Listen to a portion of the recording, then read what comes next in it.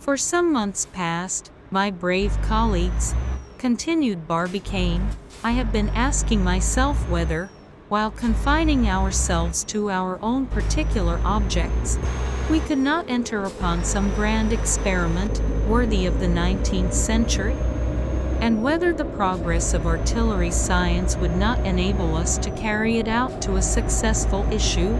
I have been considering, working, calculating, and the result of my studies is the conviction that we are safe to succeed in an enterprise which to any other country would appear wholly impracticable.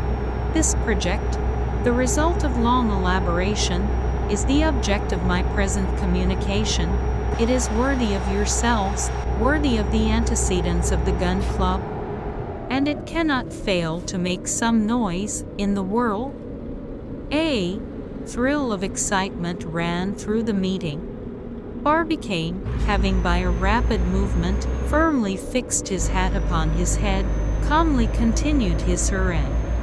There is no one among you, my brave colleagues, who has not seen the moon, or, at least, heard speak of it. Don't be surprised if I am about to discourse to you regarding the Queen of the Night. It is perhaps reserved for us to become the Columbuses of this unknown world. Only enter into my plans and second me with all your power, and I will lead you to its conquest, and its name shall be added to those of the 36 states which compose this great union. 3 cheers for the moon, roared the Gun Club with one voice. The moon, gentlemen, has been carefully studied, continued Barbicane. Her mass, density, and weight, her constitution, motions, distance, as well as her place in the solar system, have all been exactly determined. Selenographic charts have been constructed with a perfection which equals, if it does not even surpass, that of our terrestrial maps. Photography has given us proofs of the incomparable beauty of our satellite. All is known regarding the moon, which mathematical science, astronomy, geology, and optics can learn about her, but up to the present moment, no direct communication has been established with her. A violent movement of interest and surprise here greeted this remark of the speaker. Permit me, he continued, to recount to you briefly how certain ardent spirits, starting on imaginary journeys, have penetrated the secrets of our satellite. In the 17th century, a certain David Fabricius boasted of having seen with his own eyes the inhabitants of the moon. In 1649, a Frenchman, one Jean Baudouin, published a journey performed from the Earth to the Moon by Domingo Gonzalez. A Spanish adventurer, at the same period Quirino de Bergerac, published that celebrated journeys in the moon, which met with such success in France. Somewhat later, another Frenchman, named Fontenelle, wrote The Plurality of Worlds, a chef-d'oeuvre of its time.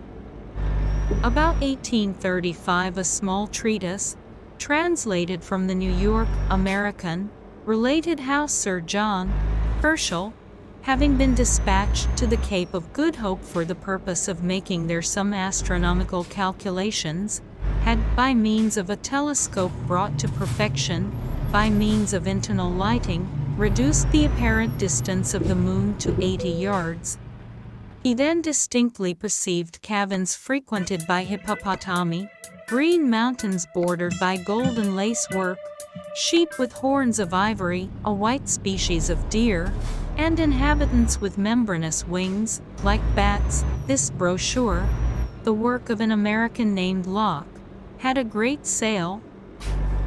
But, to bring this rapid sketch to a close, I will only add that a certain Hans Pfaall of Rotterdam, launching himself in a balloon, filled with a gas extracted from nitrogen, 37 times lighter than hydrogen, reached the moon after a passage of 19 hours. This journey, like all previous ones, was purely imaginary. Still, it was the work of a popular American author named Edgar Poe. Cheers for Edgar Poe. roared the assemblage, electrified by their president's words.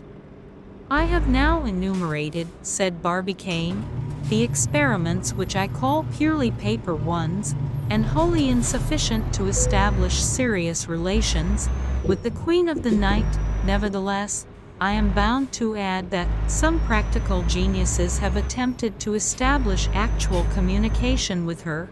Thus, a few days ago, a German geometrician proposed to send a scientific expedition to the steppes of Siberia. There, on those vast plains, they were to describe enormous geometric figures, drawn in characters of reflecting luminosity, among which was the proposition regarding the square of the hypotenuse, commonly called the ASSS bridge by the French. Every intelligent being, said the geometrician, must understand the scientific meaning of that figure. The Selenites, do they exist, will respond by a similar figure, and, a communication being thus once established, it will be easy to form an alphabet which shall enable us to converse with the inhabitants of the moon." So spoke the German geometrician. But his project was never put into practice, and up to the present day, there is no bond in existence between the Earth and her satellite. It is reserved for the practical genius of Americans to establish a communication with the sidereal world. The means of arriving thither are simple, easy, certain, infallible, and that is the purpose of my present proposal. A storm of acclamations greeted these words. There was not a single person in the whole audience who was not overcome, carried away, lifted out of himself by the speaker's words. Long continued applause resounded from all sides. As soon as the excitement had partially subsided, Barbicane resumed his speech in a somewhat graver voice. "You know," said he, "what progress artillery science has made during the last few years, and what a degree of perfection firearms of every kind have reached. Moreover, you are well aware that, in general terms, the resisting power of cannon and the expansive force of gunpowder are practically unlimited.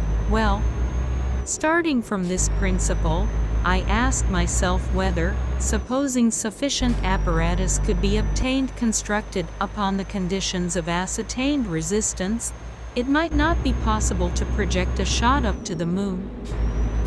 At these words a murmur of amazement escaped from 1,000 panting chests. Then succeeded a moment of perfect silence, resembling that profound stillness which precedes the bursting of a thunderstorm. In point of fact, a thunderstorm did peal forth, but it was the thunder of applause, or cries, and of uproar, which made the very hall tremble. The president attempted to speak, but could not. It was fully 10 minutes before he could make himself heard. "Suffer me to finish," he calmly continued. "I have looked at the question in all its bearings. I have resolutely attacked it, and by incontrovertible calculations, I find that a projectile endowed with an initial velocity of 12,000 yards per second, and aimed at the moon, must necessarily reach it. I have the honor, my brave colleagues, to propose a trial of this little experiment. Chapter 3. Effect OFTHE President's Communication. It is impossible to describe the effect produced by the last words of the Honorable President. Cries, the shouts, the succession of roars, hurrahs, and all the varied vociferations which the American language is capable of supplying. It was a scene of indescribable confusion and uproar. They shouted, they clapped, they stamped on the floor of the hall. All the weapons in the museum discharged at once could not have more violently set in motion the waves of sound. One need not be surprised at this. There are some cannoneers nearly as noisy as their own guns. Barbicane remained calm in the midst of this enthusiastic clamor. Perhaps he was desirous of addressing a few more words to his colleagues, for by his gestures he demanded silence, and his powerful alarum was worn out by its violent reports. No attention, however, was paid to his request. He was presently torn from his seat, and passed from the hands of his faithful colleagues into the arms of a no less excited crowd. Nothing can astound an American. It has often been asserted that the word impossible is not a French one. People have evidently been deceived by the dictionary. In America, all is easy, all is simple. And as for mechanical difficulties, they are overcome before they arise. Between Barbicane's proposition and its realization, no true Yankee would have allowed even the semblance of a difficulty to be possible. A thing with them is no sooner said than done. The triumphal progress of the president continued throughout the evening. It was a regular torchlight procession. Irish, Germans, French, Scotch, all the heterogeneous units which make up the population of Maryland shouted in their respective vernaculars, and the vivas, hurrahs, and bravos were intermingled in inexpressible enthusiasm. Just at this crisis, as though she comprehended all this agitation regarding herself, the moon shone forth with serene splendor, eclipsing by her intense illumination all the surrounding lights. The Yankees all turned their gaze toward her resplendent orb, kissed their hands, called her by all kinds of endearing names. Between 8 o'clock and midnight, one optician in Jones Fall Street made his fortune by the sale of opera glasses. Midnight arrived, and the enthusiasm showed no signs of diminution. It spread equally among all classes of citizens. Men of science, shopkeepers, merchants, porters, chairmen, as well as greenhorns, were stirred in their innermost fibers. A national enterprise was at stake. The whole city, high and low, the quays bordering the Patapsco, the ships lying in the basins, disgorged a crowd drunk with joy, gin, and whiskey. Every one chattered, argued, discussed, disputed, applauded, from the gentleman lounging upon the barroom settee with his tumbler of sherry cobbler before him down to the waterman who got drunk upon his knock-me-down in the dingy taverns of Fell Point. About 2 a.m., however, the excitement began to subside. President Barbicane reached his house, bruised, crushed, and squeezed almost to a mummy. Hercules could not have resisted a similar outbreak of enthusiasm. The crowd gradually deserted the squares and streets. The 4 railways from Philadelphia and Washington, Harrisburg and Wheeling, which converge at Baltimore, whirled away the heterogeneous population to the 4 corners of the United States, and the city subsided into comparative tranquility. On the following day, thanks to the telegraphic wires, 500 newspapers and journals, daily, weekly, monthly, or bi-monthly, all took up the question. They examined it under all its different aspects, physical, meteorological, economical, or moral, up to its bearings on politics or civilization. They debated whether the moon was a finished world, or whether it was destined to undergo any further transformation. Did it resemble the Earth at the period when the latter was destitute as yet of an atmosphere? What kind of spectacle would its hidden hemisphere present to our terrestrial spheroid? Granting that the question at present was simply that of sending a projectile up to the moon, every one must see that that involved the commencement of a series of experiments. All must hope that someday America would penetrate the deepest secrets of that mysterious orb, and some even seemed to fear lest its conquest should not sensibly derange the equilibrium of Europe. The project once under discussion, not a single paragraph suggested a doubt of its realization.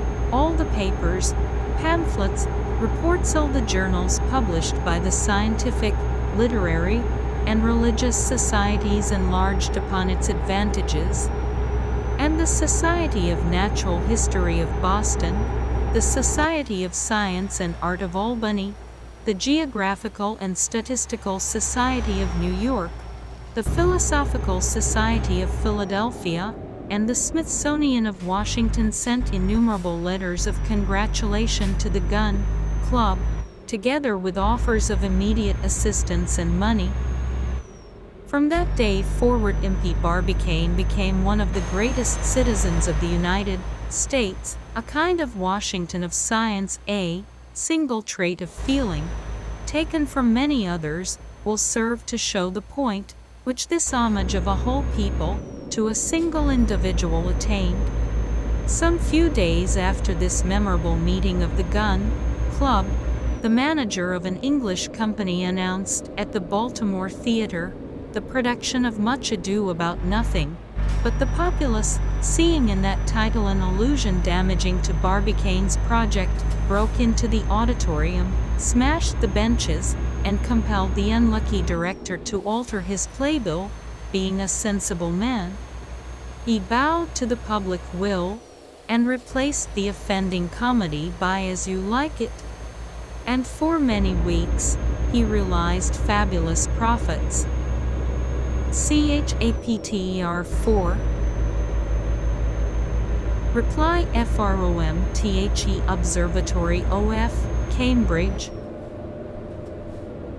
Barbicane, however, lost not one moment amid all the enthusiasm of which he had become the object.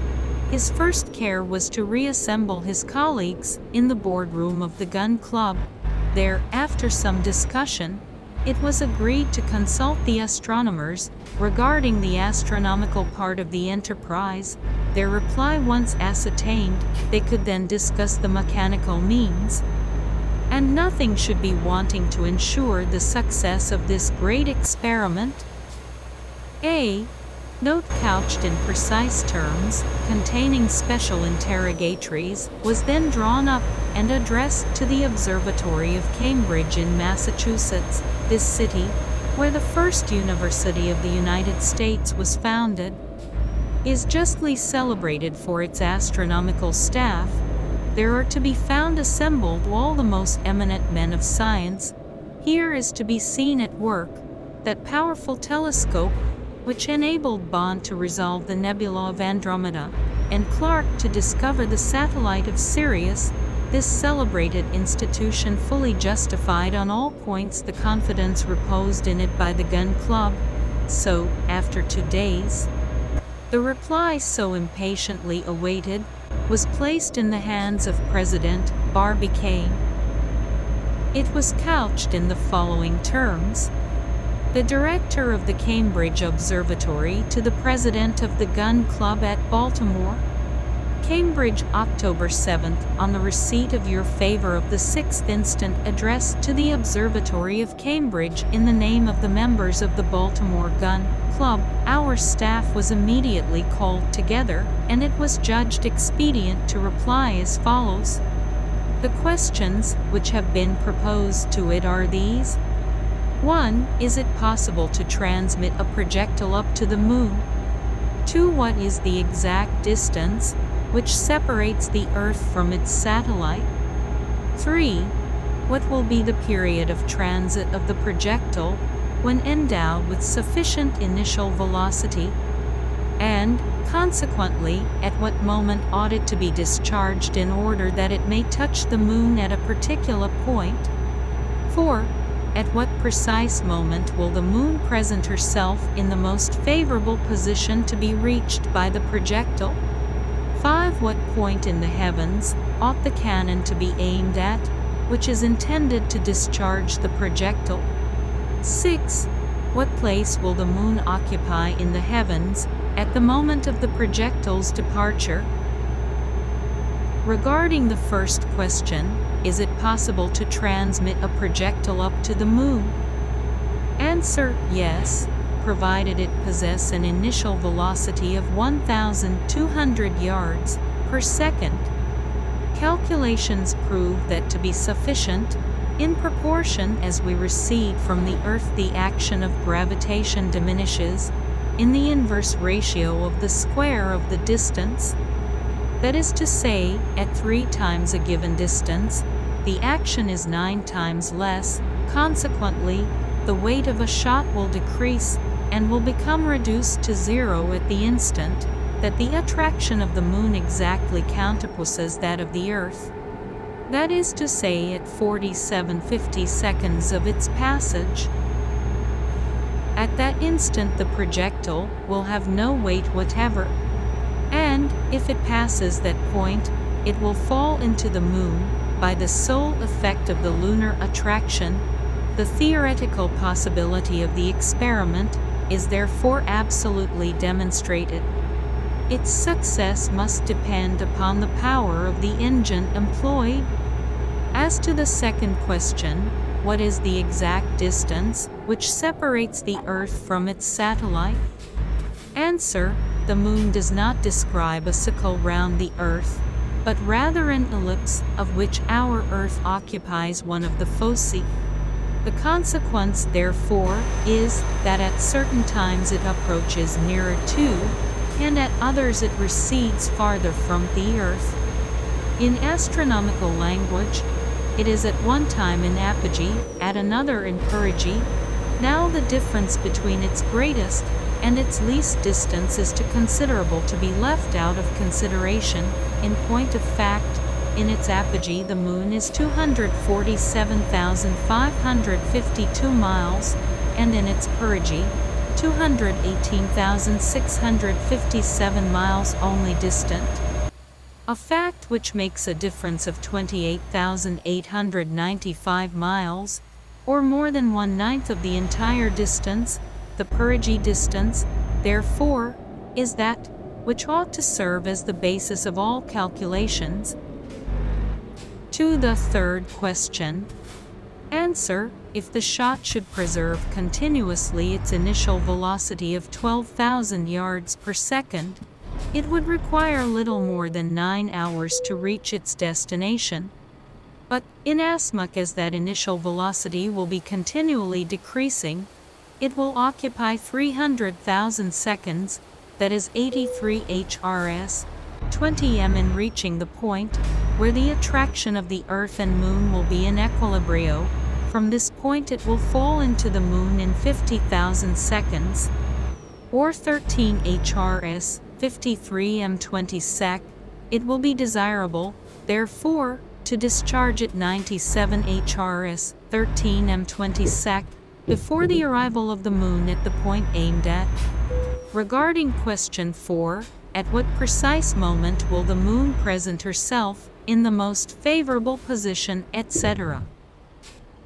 Answer: after what has been said above, it will be necessary, first of all, to choose the period when the Moon will be in perigee, and also the moment when she will be crossing the zenith, which latter event will further diminish the entire distance by a length equal to the radius of the Earth, i.e. 3,919 miles, the result of which will be that the final passage remaining to be accomplished will be 214,976 miles.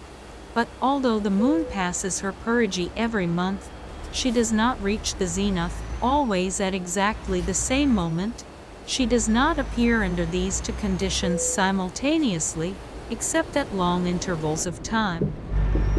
It will be necessary, therefore, to wait for the moment when her passage in perigee shall coincide with that in the zenith. Now, by a fortunate circumstance, on the 4th of December in the ensuing year, the Moon will present these two conditions. At midnight she will be in perigee, that is, at her shortest distance from the Earth, and at the same moment she will be crossing the zenith.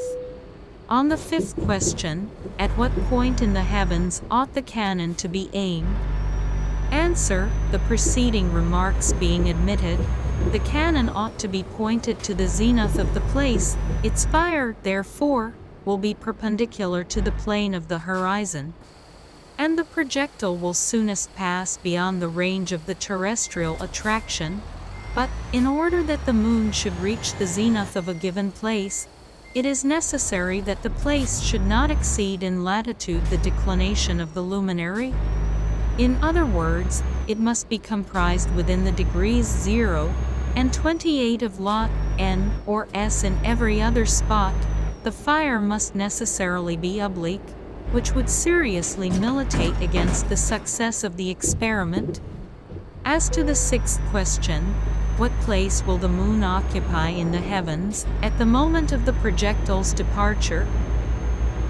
Answer: at the moment when the projectile shall be discharged into space, the moon, which travels daily forward 131035, will be distant from the zenith point by 4 times that quantity, i.e. by 5 to 4 1/20, a space which corresponds to the path which she will describe during the entire journey of the projectile. But, inasmuch as it is equally necessary to take into account the deviation which the rotary motion of the Earth will impart to the shot, and as the shot cannot reach the moon until after a deviation equal to 16 radii of the Earth, which, calculated upon the moon's orbit, are equal to about 11 degrees, it becomes necessary to add these 11 degrees to those which express the retardation of the moon just mentioned, that is to say, in round numbers, about 64 degrees. Consequently, at the moment of firing, the visual radius applied to the moon will describe, with the vertical line of the place, an angle of 64 degrees. These are our answers to the questions proposed to the Observatory of Cambridge by the members of the Gun Club. To sum up, first, the cannon ought to be planted in a country situated between 0 and 28 of n or s lot. Second, it ought to be pointed directly toward the zenith of the place. Third, the projectile ought to be propelled with an initial velocity of 12,000 yards per second. Fourth, it ought to be discharged at 10 HRS 46 M40 sec of the 1st of December of the ensuing year. Fifth, it will meet the moon 4 days after its discharge, precisely at midnight on the 4th of December, at the moment of its transit across the zenith. The members of the Gun Club ought, therefore, without delay, to commence the works necessary for such an experiment, and to be prepared to set to work at the moment determined upon. For, if they should suffer this 4th of December to go by, they will not find the moon again under the same conditions of perigee and of zenith until 18 years, and 11 days afterward. The staff of the Cambridge Observatory place themselves entirely at their disposal in respect of all questions of theoretical astronomy, and herewith add their congratulations to those of all the rest of America. For the astronomical staff, J. M. Belfast, Director of the Observatory of Cambridge.